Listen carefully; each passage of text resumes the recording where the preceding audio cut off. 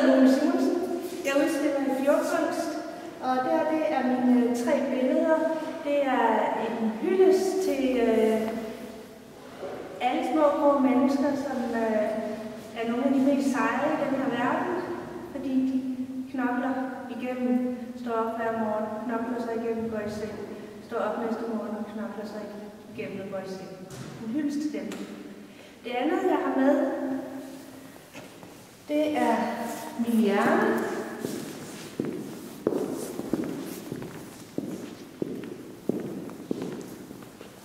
Det var et projekt, jeg lavede for et par år siden, hvor Danmark havde udnævnt året til årets hjerneår.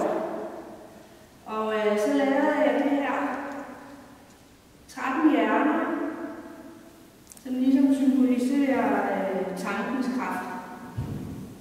Også udstillet fjordkunst.dk.